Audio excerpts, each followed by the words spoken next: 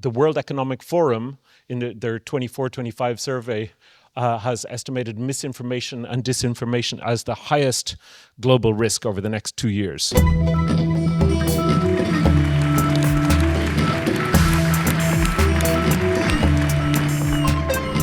Einen wunderschönen guten Abend und herzlich willkommen zur offiziellen Eröffnung des VISTA Science Experience Center. I will also now switch into English, and it is a great pleasure to introduce the first keynote speaker of the VISTA Opening Festival, and it's Michael John Gorman. Michael John is Professor of Science, Technology and Society at the MIT in Cambridge. He is also the director of the MIT Museum with a similar mission to make science more accessible.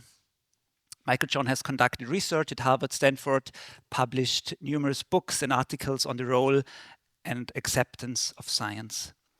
He was the founding director of Science Gallery Dublin and the Science Gallery Network. And very important for us as the VISTA team, his articles are on the onboarding reading list for new VISTA team members. So you have a lot of impact at what is happening over there in this building. We look forward to your keynote in defense of wonder, science communication in an age of misinformation, where you will address current challenges in science communication. Please welcome Michael John Gorman.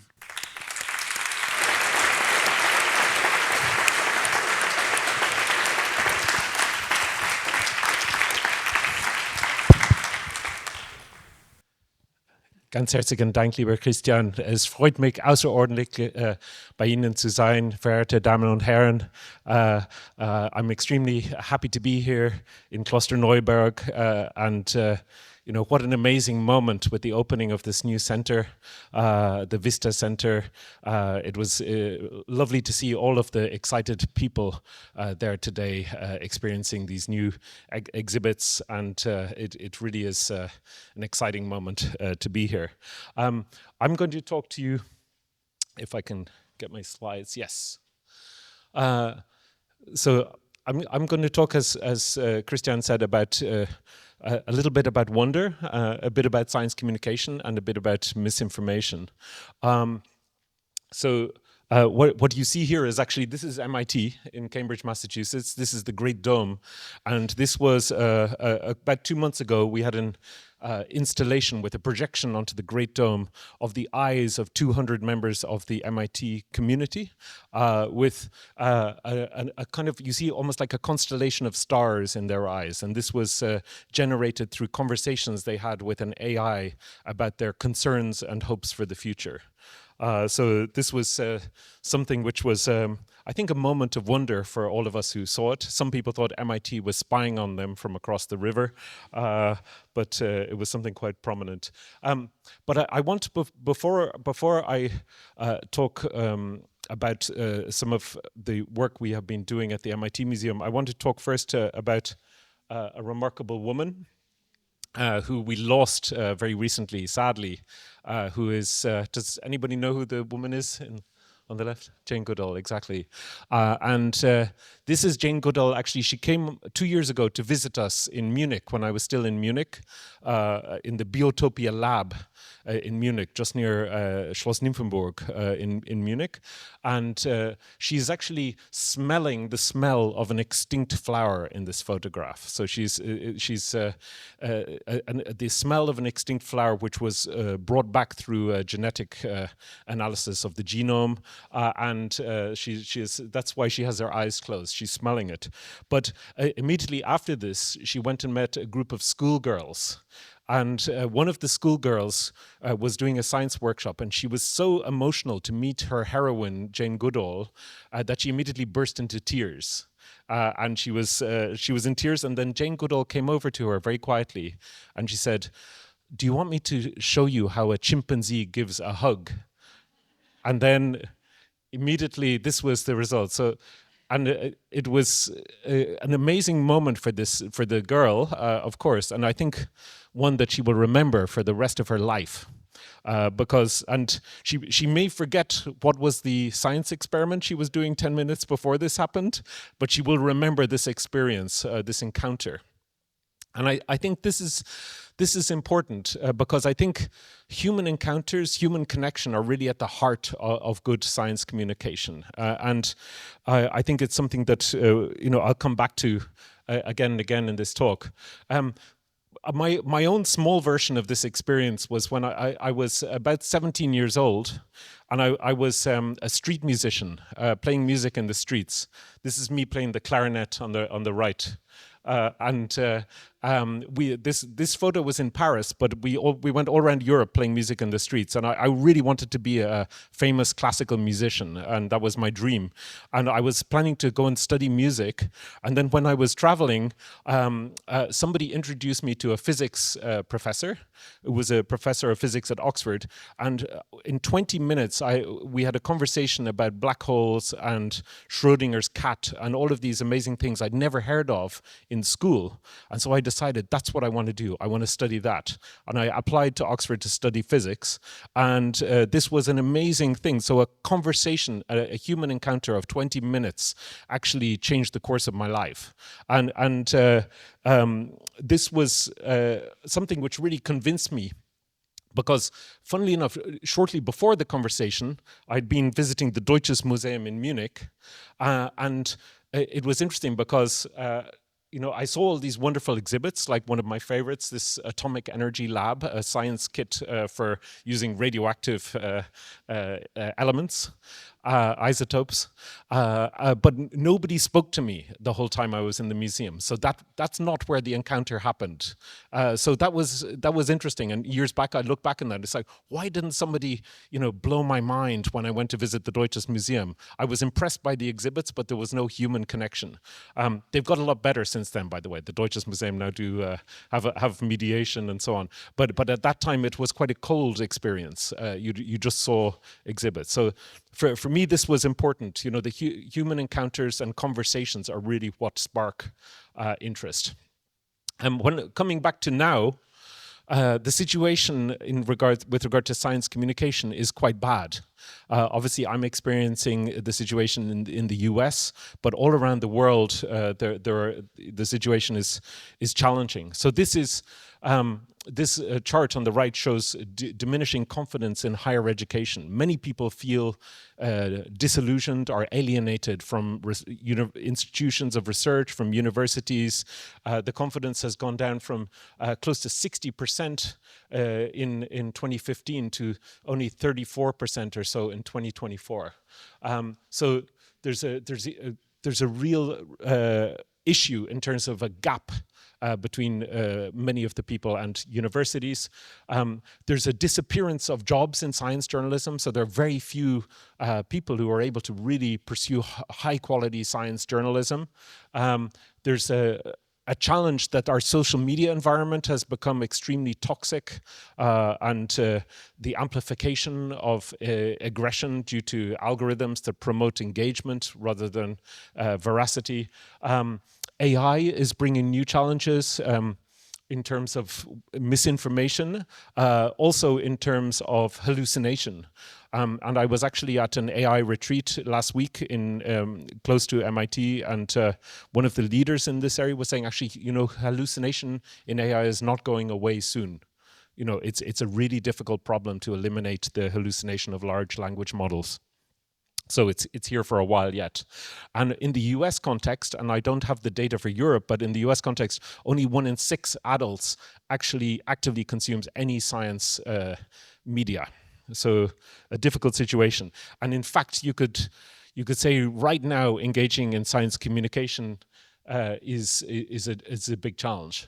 If you look up here, you see that the World Economic Forum in their 24-25 survey has estimated misinformation and disinformation as the highest global risk over the next 2 years. So even higher than climate change related issues, which are the highest over the next 10 years. So this is challenging. What could you compare being a science communicator today to? I don't know if you've ever heard this quote: "Never wrestle with a pig. You both get dirty and the pig likes it." So sadly, I think that is quite a good expression of what it's like engaging in science communication. And I think that's a reason that many scientists are choosing to stay out of it right now. They're choosing to not engage in communication, which is another reason that I admire what you're doing here at VISTA in really making this a core part of your mission. I think that's really important. So how did we get here?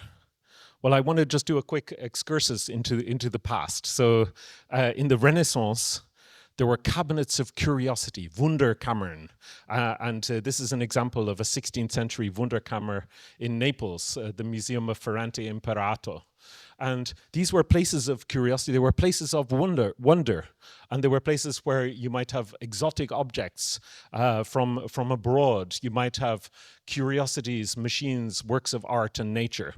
And interestingly, so you see that the people here are quite elegantly dressed. They're wearing nice stockings, and these people were not just anybody. They would generally have to have a letter from the prince to allow them to have access to this Wunderkammer. So it was quite an exclusive space. It was not for all. But it was nonetheless a space of curiosity, but also a space associated with colonialization. Then we have, if we skip forward a little bit to the middle of the 19th century, we have the Industrial Revolution. We have a new genre that emerges of these places to celebrate industry.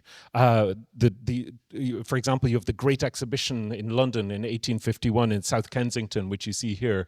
You have the emergence of the Science Museum in London. Then a little bit later, you have the Deutsches Museum coming in Munich. And these museums which are showing how industry can transform people's lives for the better. Very celebratory. And then if you skip forward a little bit more, we get to 1968 and the founding of Exploratorium in San Francisco. And Exploratorium is interesting because this is a typical exhibit in the Exploratorium. You have this, what's called the Bernoulli blower.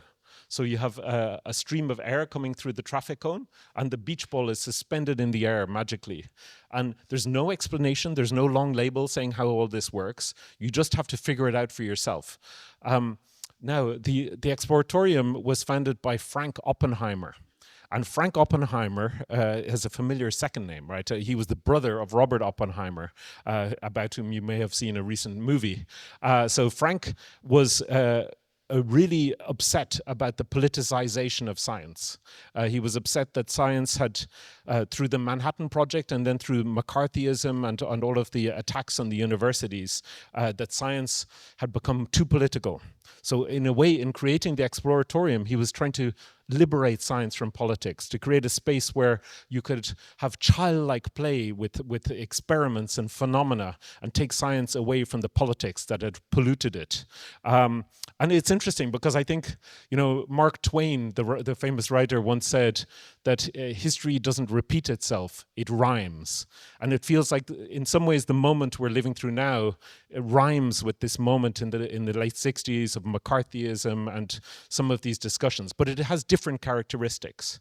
But I think it's a question, should we return to wonder and depoliticize the way we discuss science in public? It's a question I think we should return to. But following this movement, so the Exploratorium was interesting because it actually created a huge amount of copycats around the world. So there are exhibits and science centers all over the world that were inspired by the Exploratorium in San Francisco. There were some people estimate up to 3,000 of these spaces. In China alone, in the last 10 years, they created something like 274 science centers. So just in the last few years, quite remarkable. And many of those are really directly informed by the science, by the Exploratorium. When I was interested after my flirtation with physics in how one could create new kinds of spaces to connect people with science and research. It was really a moment when there were these shifts happening in the way cultural institutions and educational institutions were working. So really in the early 2000s, there was a sense, particularly with the rise of online activities and phenomena, that we didn't need any more these places that would fill us with knowledge, because knowledge was much more available. So we were interested in, these cultural shifts from larger institutions, more traditional museums, to small institutions, slow to fast, stable to agile, moving from the interactive exhibits that were beloved of the Exploratorium to participatory. So really where people are directly involved in the experience and where you as a visitor contribute something to the experience. Dative to ablative, in the sense that dative, if you remember your grammar, dative is when you do things to people and for people, and ablative is when you allow things to come from the community. You allow things to be done by your community and you do things with the community. Enclosed to porous, content provider to create a platform. So thinking not only how am I going to deliver content to my audience, but how am I going to be a platform for creativity, and how am I going to invite many in to collaborate. Visit experience to meeting place. So thinking how is this going to be a place which brings people together from different backgrounds, different perspectives, different cultures to share ideas. And also from subject specific to boundaryless. So how can we create spaces where this is not a museum of physics, this is not a museum of neuroscience, this is a museum where we explore big ideas and bring in different perspectives. And this led to the creation of Science Gallery in Dublin, which was mentioned before by Christian. This is Science Gallery. It looks a little bit like VISTA from some angles. And this opened in Dublin and was really a strong collaboration with the university, with Trinity College in the centre of Dublin. And these are some of the kinds of things you could experience there. So we had an exhibition which was called Grow Your Own, about connecting with synthetic biology, just before CRISPR-Cas appeared. And one of the exhibits in this was human cheese. So this was a biologist and an artist who created together cheese using bacteria from famous people. So you had bacteria from there's a very famous Swiss art curator called Hans Ulrich Obrist. So there was a kind of a pungent blue cheese made with bacteria from the nose of Hans Ulrich Obrist. There was bacteria made from the cheese with tears of Olafur Eliasson as the source of bacteria. It turns out to be quite hard to get bacteria from tears, just so you know. So these were the kinds of things. Another exhibit that we had was called Blood Wars. And this was an artist who actually took blood from the visitors. So we had a phlebotomist, you gave your blood, and then the artist, it was voluntary, you had to actually agree to this. And the artist then would stain the white blood cells either red or green, and you would have a gladiatorial combat of people's white blood cells. And you could see who had the more powerful immune system. And this was actually quite a powerful thing and somewhat poignant, because the artist Kathy High, who created it, suffered from Crohn's disease.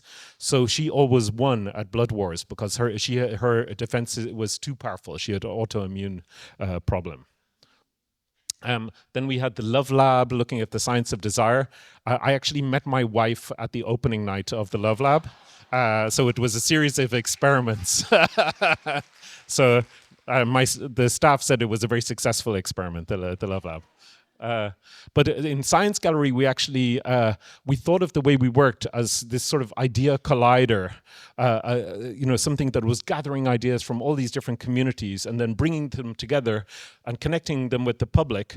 But then with the idea that the public engagement would then manifest in different ways through exhibitions, experiments, conversations, labs. But then with the idea that some of the ideas that came through the Science Gallery would also have an afterlife.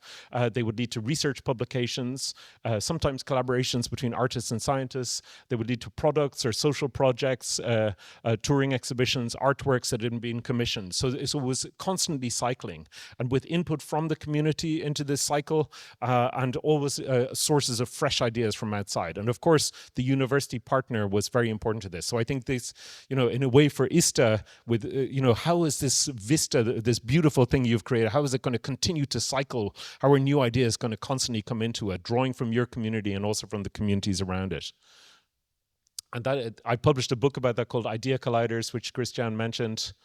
But I think now we have a kind of changing landscape of wonder, as you might call it. So we have a whole raft of new institutions which are bringing together science, art, design, technology in all sorts of exciting ways all around the world. And I think it's very exciting. And there's no single model or single way to do this. But you know, some of them are, you know, this is probably the newest one right here. Yeah. And I think this is a beautiful example of what Yo-Yo Ma, the cellist, talks about when he talks about this effect called the edge effect in ecology. And the edge effect is, you know, what happens when you have two ecosystems meeting, like the forest and the savanna. The point of intersection is described as the edge effect. And in the transition zone, because of the influence that each ecological community has on the other, you find the greatest diversity of life as well as the greatest number of new life forms. So the idea that if we create these edge spaces between the world of research and all of the different spheres in which people move, you can create exciting new experiences for people. And briefly, just to talk about the MIT and the MIT Museum where I am now.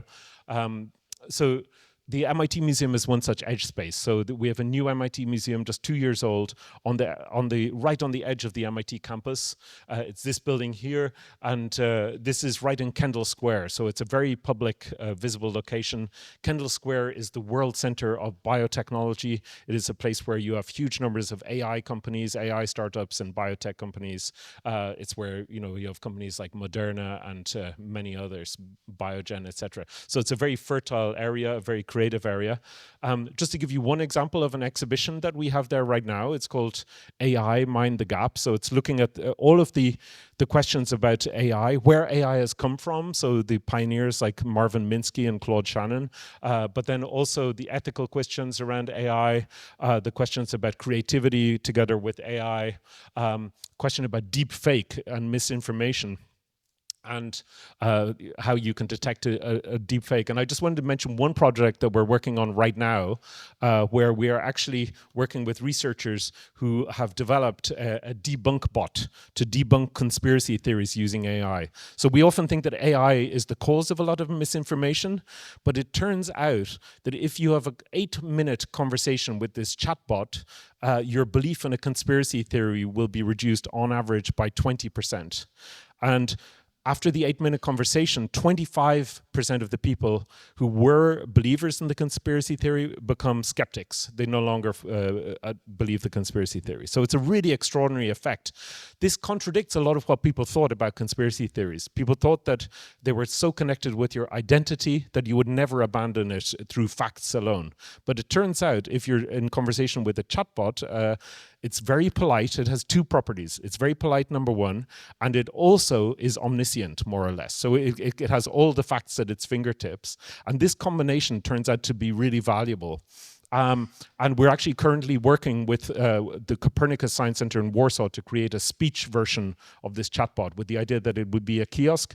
We will pilot it in the museums, and then we will take it to malls, take it to different locations. Yeah, that's an article about it from the New York Times. What we are thinking of as we look at the future of the MIT Museum is we really think that the strength of these kinds of places is to be a convener around big ideas.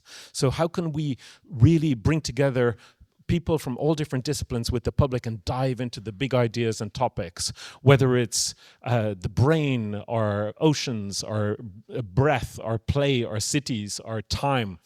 So coming up with these big themes that naturally bring together very many different disciplines and concerns, and being the place where we're bringing together scientists and all sorts of practitioners with the public to explore them together. And this is an exhibit that we just opened 1 week ago. It's an installation called Remembering the Future by an artist called Janet Eckelmann, who some of you may have seen did an exhibit at the Museumsviertel, which here in Vienna. And this is, it's called Remembering the Future. It's actually a giant climate timeline from the last ice age until now, and then fanning out into different climate futures. But this was a deep collaboration between the artist and an engineer called Caitlin Mueller.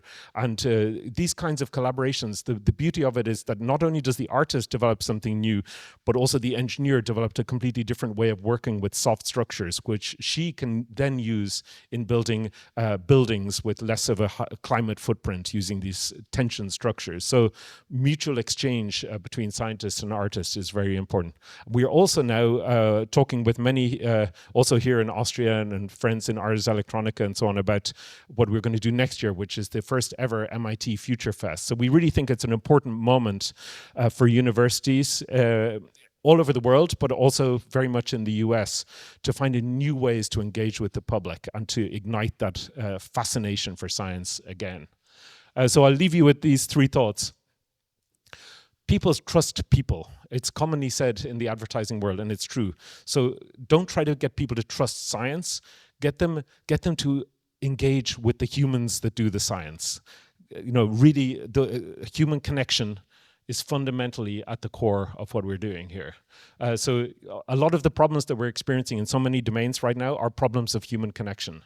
And I think this really should be a key area of focus for all of us. Science communication has been defined as the social conversation around science, and I really like this definition because it's not just broadcast, it's a conversation. And scientists can't actually control that conversation. They can choose to participate in it, but they need to participate in it, and there are many others, sometimes more powerful players who are also part of the conversation. So I think the question for us is, how can we find new ways, create new opportunities, create new edge spaces full of wonder where this conversation can take place and involve the broadest possible group of participants. And I think it's fantastic that we have one such place right on our doorstep here. And thank you very much.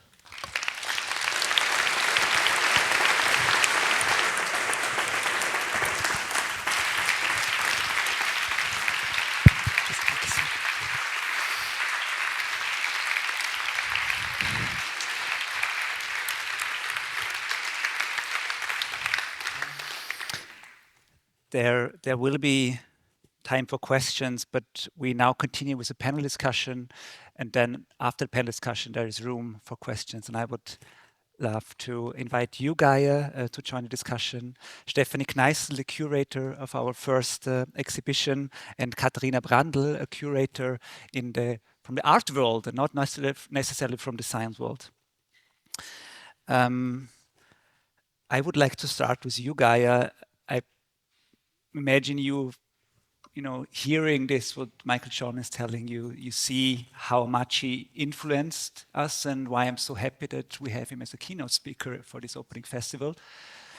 VISTA as a place of dialogue, as a place of encounter.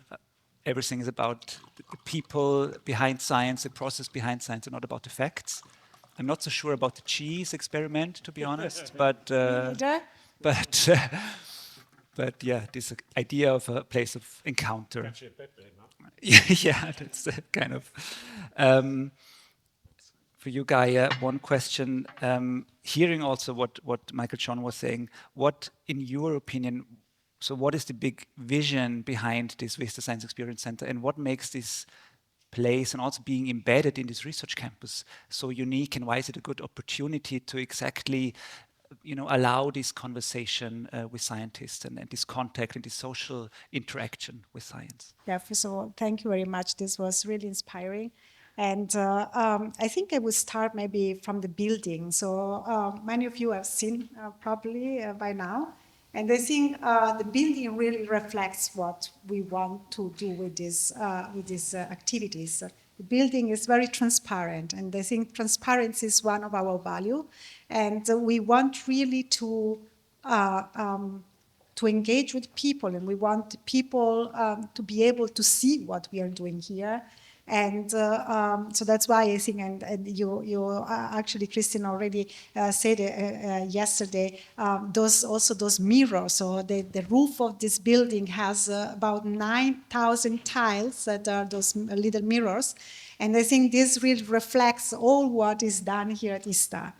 Now, what we want to do is, again, as I mentioned before, what I think is unique, and maybe you know more, but is really the fact that this place is embedded on campus. So it's not a museum that is outside, is far away, but is really inside the campus. And really, this gives the opportunity to the people to engage. That's why we have a cafe. We call it the Coffee Lab, where eventually researchers with, who are notoriously coffee drinkers really eventually will meet people coming from the community.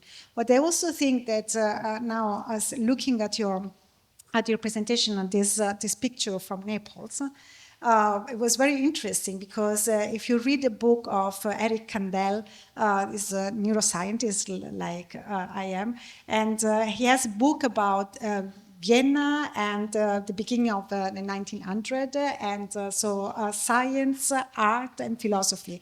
And this is something that really I always found extremely attractive here in Vienna. The fact that there was this exchange during the secession, so this time where really artists and scientists would come together and talk with each other.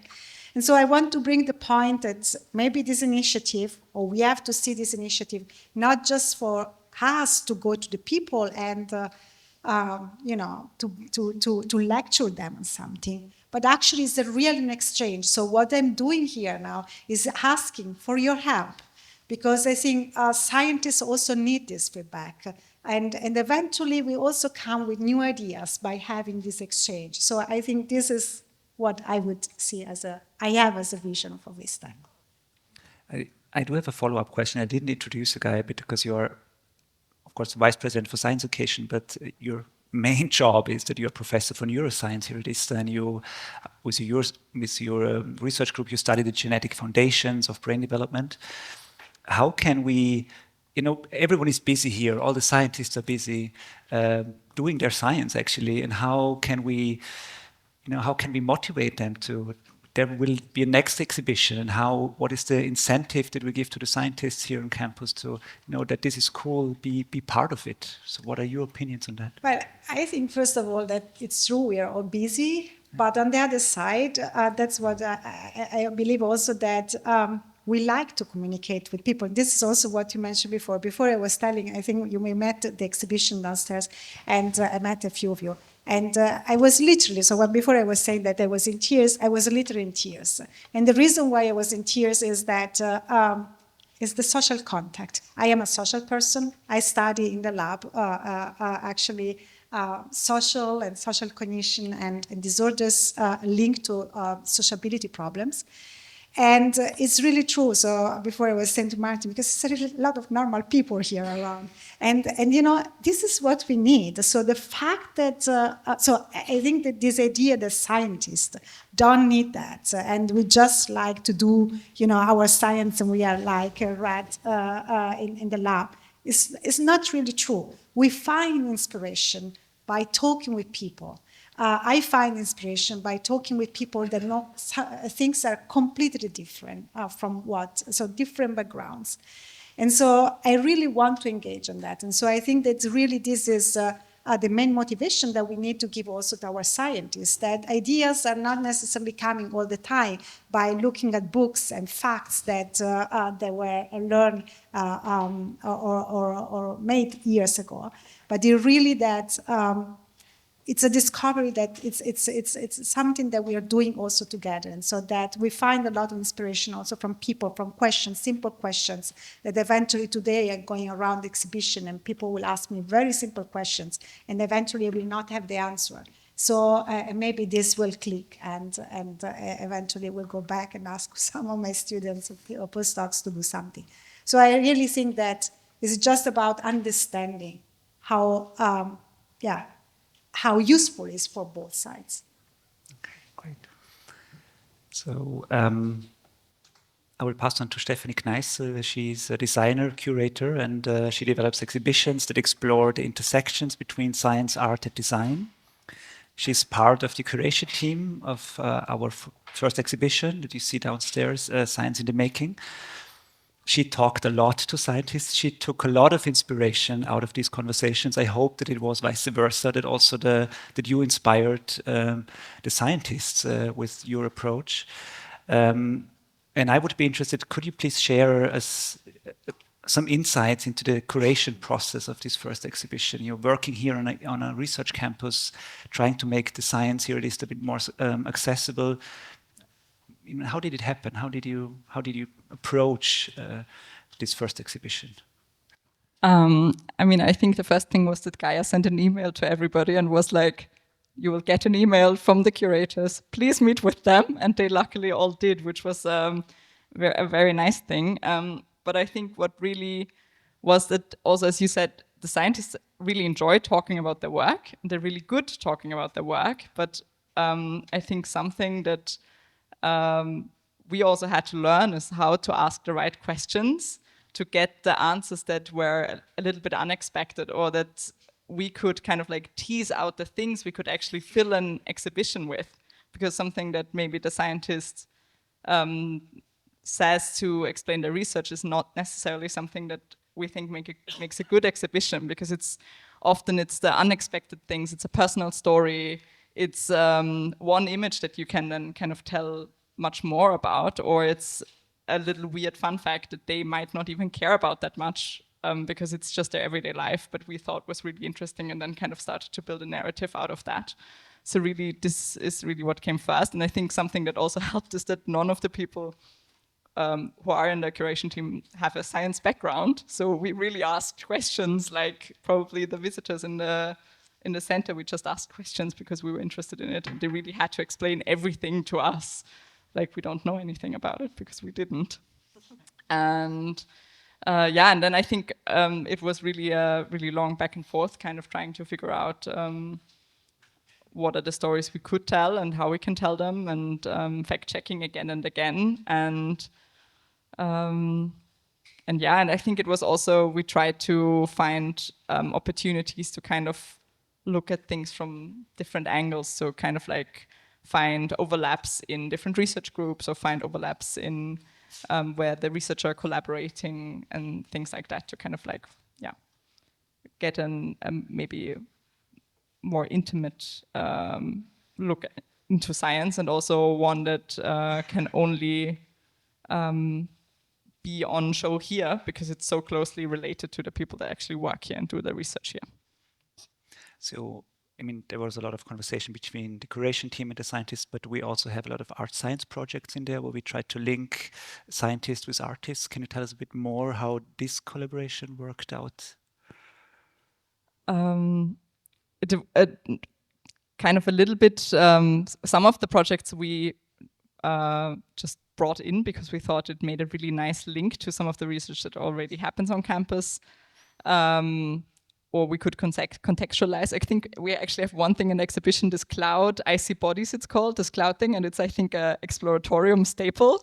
And we saw it in Switzerland when we were there, and then we thought, but it's actually a really nice thing to talk about how clouds work, and then we could match it with one of the researchers who, Carolyn Mahler, who works here, who was working on clouds. So we sometimes did that we just matched things.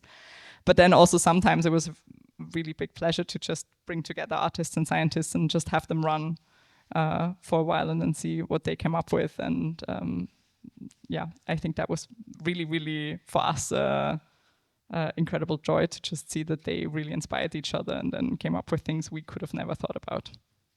Okay, great. This brings us to our next guest, Katharina Brandl. Katharina Brandl is also curator, lecturer, author in the field of contemporary art.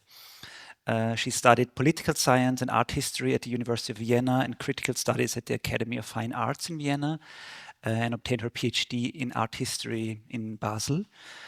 She was artistic director of the Kunstraum Niederösterreich, and currently she's the head of the division of visual arts at the Swiss Arts Council Pro Helvetia. So completely different background, one would think, actually.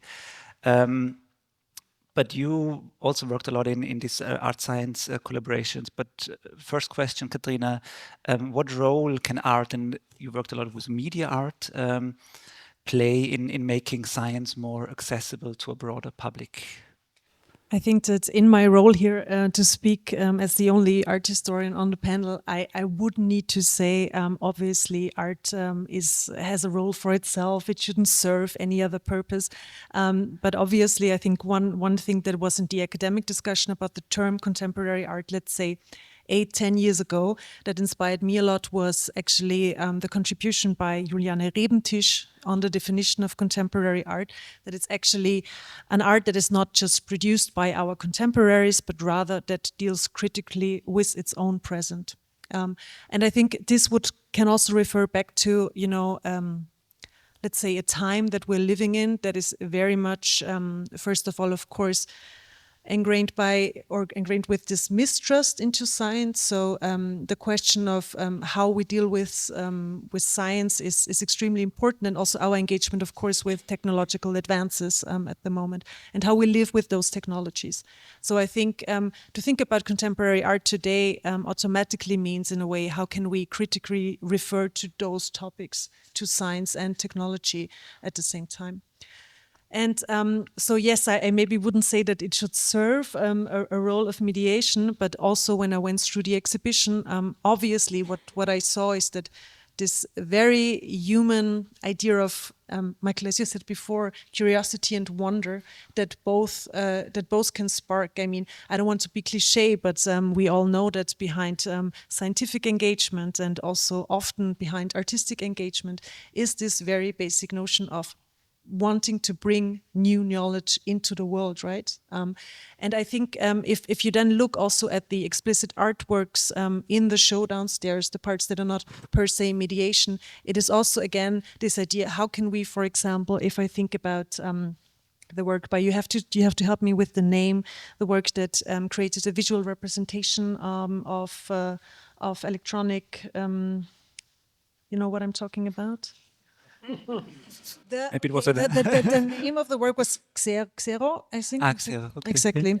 Yes. So this is, for example, this would be an easy example, because there a visual representation is created for something that is not visually perceivable, right?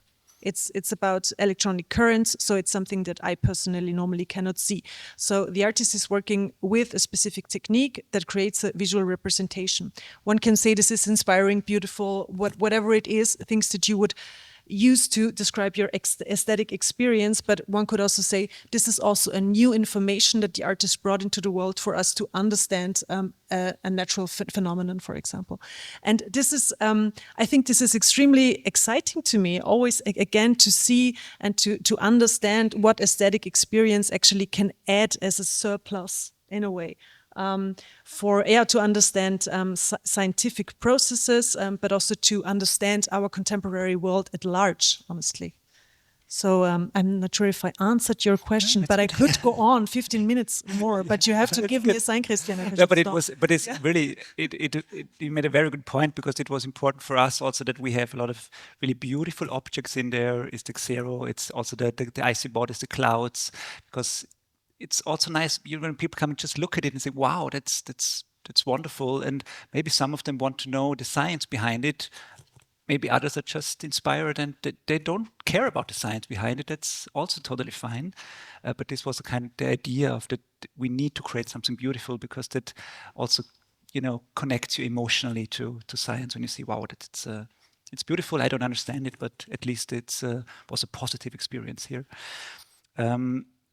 But you have also curated different art science projects, residencies, collaborations, and we always think, it's working always perfectly. You just bring together an artist and a scientist, and something amazing emerges out of it. Sometimes it does, probably. Sometimes it doesn't. But what do you think? What is the benefit of such a collaboration, and what challenges are inherent in such collaborations as well? Should we start with the challenges, because we're in Austria? And that's I mean, you live in Switzerland as well. I don't know how. I have to be very neutral. No, I think that we could start with the challenges that I think everybody in this room who works in science knows, that interdisciplinary collaboration is a very tricky thing to achieve, right? So we're talking about people who work with, maybe use the same words, but there are different concepts and notions behind it, people that need to honestly take time to understand each other. And when we start with the idea that it takes time that needs to be invested, then we start with the first problem. So artists are under a lot of stress and working often under very different conditions than scientists are. Scientists are not, I mean, their output is, as we all know, not judged by the art and science collaborations that they partake in, but rather their peer-reviewed articles that they publish. So this is often also not a priority. So I think it's really important if one wants to encourage collaborations like this to really thoroughly think about the framework and the conditions under which this is possible. And this is time, it needs incentives, it also needs to take into account that for the different groups, they have in their career different distribution methods that are important. And yeah, there needs to be a framework and an institution that hosts those collaborations. Otherwise, it's very hard. I think if it's not about an, let's say, eye-to-eye collaboration, but rather about the question, how can an artistic practice be informed by scientific methods or even by data or information that has been gathered by a scientist? I think this is another case, for example, and also often referred to as art and science collaboration, but it's a different case in a way. And I think here, this is super interesting to look at it specifically because there is this whole long history, especially in media arts, between those artists that more or less appropriated also technologies, appropriated also scientific techniques and made them their own. So in a way also for a broader public to understand that there are technologies, techniques and so on that can be appropriated and used in a different way than in the norms of science, for example.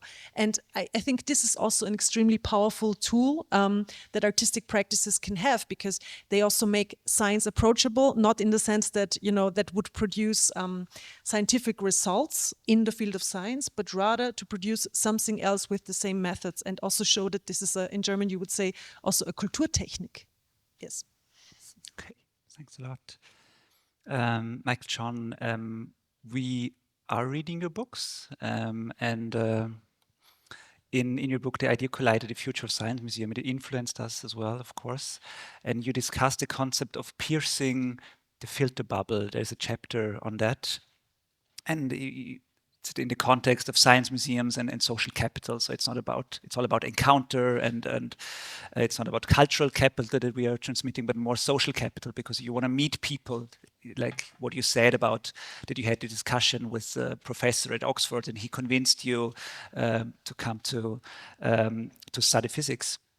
And you also referred to the concept of bridging social capital. And this is what we were talking a lot about is of how can we reach people outside our own science-friendly and bubble. And maybe you have some ideas what are some best practice examples where we really reach, people outside of our community. Yeah, no, thank you for the question. And I want to come back to some of the points that the other panelists mentioned in a moment. But I think that often we focus a lot on, let's build a building, and that is important. But I think sometimes there are always going to be people who will not come to a science center or a science museum or an art science gallery. So I think it's important to think, firstly, how can we create new opportunities for people who don't usually go to such spaces to come to our space? And that might be by thinking, okay, we're going to do an event around, let's say, pesticides as a topic, and let's not just have the scientists who are interested in pesticides and agriculture techniques, but let's have the farmers. Let's bring them in. Let's invite them to be part of the discussion. And really thinking very carefully about how you convene, I think, is important to make sure that you're actually bringing in many different perspectives and not just the scientific perspective. I think another possibility, and I think it's something that also takes quite a lot of energy and resource and effort, but is to take it out of the building, to go to places where your audience, the audience you want to connect with already are. And that might be a beer festival. It might be a music festival on the Donauinsel. It might be, bringing science-related activities to unexpected locations. It might be a friseur salon. Why not? So it's I think often we focus very much on, you know, within the walls of the institutions, and that's important. But I think also, you know, having a program of pop-ups or touring programs, you know, it can also be helpful in reaching different audiences. And there's some people who do this very well. Like there's an organization called Guerrilla Science that do events at Glastonbury, or, you know, these big music festivals. And I think one can look to them. But I just wanted to come back to what Katharina was saying about the artists. So I'm wondering, does ISTA have like an artist residency program? It does. Excellent. Yeah. Because we find at MIT we also have a thing called the Center for Art, Science and Technology, which is really fantastic because the faculty actually invite artists they want to work with, and it's really in the form of a research collaboration that it's thought about. And I think that rather than just that the artist needs to illustrate something from the science, it's really this deep collaboration around research. And some of the things may not produce an object, but some of them may, and then we will exhibit them in the museum. But I'm really glad to hear. I'd love to learn more about the residency program you have here, because I think, you know, thinking broadly about residencies also helps to bring in interesting people into the campus who will help you reach new audiences. Great. I mean, we were talking a lot about dialogue, and now we're kind of excluding the audience so far, but we would like to get you on board again. So do you have any questions for one of our panelists? What would you be interested in? I think there is somewhere a microphone. We do have this cool, we can throw it around, and Alexander is coming. Actually, I would like to throw it, to be honest. Can someone in the back raise your hand? You want to have a question? Because I would like to throw it really. Okay, good. So this is the way to speak into it. So I heard a lot of interesting things about involving art. So you were talking about that art is producing, reinventing, adapting, visualizing aspects of producing art in science. So, and in the near future, would you think that ISTA would need an A next to the ISTA for arts? That's my question. Maybe It would be a bit weird to have ISTA, but okay. And ISTA as well. But I started this artist in residency a couple of years ago, and this was already hard enough. So no, for now, I don't think that we will have an A for that. We are focusing a lot on the T, but again, I mean, integrating artists in residency is definitely a way to start communicating. And you know, if we start with arts, then you could even, and this is sometimes we are asked about this, what about humanities in general, right? So literature and so on. And the idea is that we are, at the end, we're too small, we are not a university, we're a research institute, so we have a focus and we will stay into this focus, but still we want to have this dialogue and this communication. Other questions? Harald? Oh no, there's a... Are there any tours for kids planned? Sorry for my voice. So you are making science visible, but are you making science visible for kids at schools to learn about biology, mathematics, physics, or neuroscience? So are there any tools planned? Yeah, there is actually, there is How a are you lot of, addressing- there is a lot of working. So we do have school workshops for school classes. We do have teaching materials on neuroscience for the age group from 7 to 17, I would say. Yeah, with the Neuroscience Academy, but we just published a book for primary school kids about neuroscience. So actually there's a lot of what we have to offer for schools, especially during the week. All the workshops that we are offering are mainly for school classes. And then on the weekend, we invite the general public to come. But there is a lot of, and when you go to vistascience.at, you can score, you have a general public, and then you have school classes, and then you can book all your workshops. I mean, a lot of them are sold out, I have to say, but we are increasing the number of workshops continuously, and then hope to see you soon with your school class here on campus. Wonderful. Or with with your kids, and then they, or you tell the teacher, whatever. No, but we do have a lot to offer for school classes as well. Thank you. I want to come back to one point you made, Michael John, and it was about the trust of people in people. And my question is about scaling. You know, you talked about not everyone comes to a campus, and even if you go out to people, you might reach only a limited number. So what are your experience about connecting this to the broader scope of science communication? Like, really, I think we need to talk about social media still. So how can we translate this personal trust into the other channels we still want and need to use? Yeah, so I mean, I do love in-person experiences, I must confess, and I think they're really important. And I think, you know, post-COVID, people really realized the value of in-person encounters. But it's true that they are hard to scale, and you know, they're, you know, even if there's 3,000 science centers around the world, you know, maybe each one reaches, you know, maybe on average 20,000 people or something like that. You're still only getting a fraction of the population. So one of the strands of the new strategy that we're just launching for the MIT Museum is actually from museum to media platform.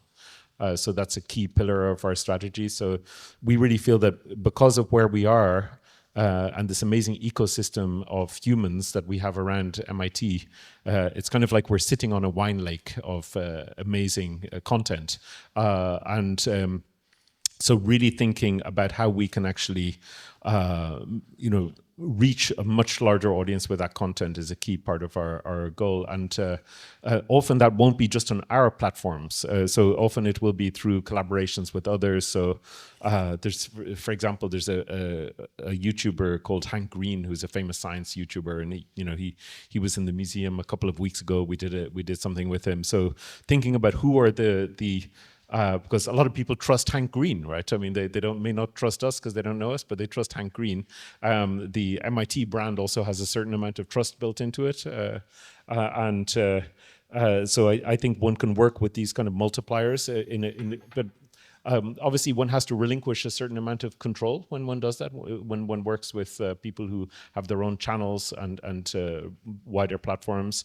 I think there have been some nice examples of museums that have collaborated with Wikipedia. So for example, the Metropolitan Museum in New York, an art museum, but they had some objects that nobody ever saw, and they partnered with Wikipedia so that, for example, they have a suit of armor of Henry VIII, King of England, which is now on the Wikipedia page of Henry VIII. So now it gets millions of views, but everyone would have ignored it in the museum. So I think clever media partnerships are a real possibility. Here you have so many incredible scientists and students, and I'm sure many of them will be really great communicators. It's not always the case. There are some people who are, you know, it's great that they do fantastic science, and we shouldn't force them all to you know, be in front of a camera and do a TikTok video. But still, many have that ability, and many can learn it.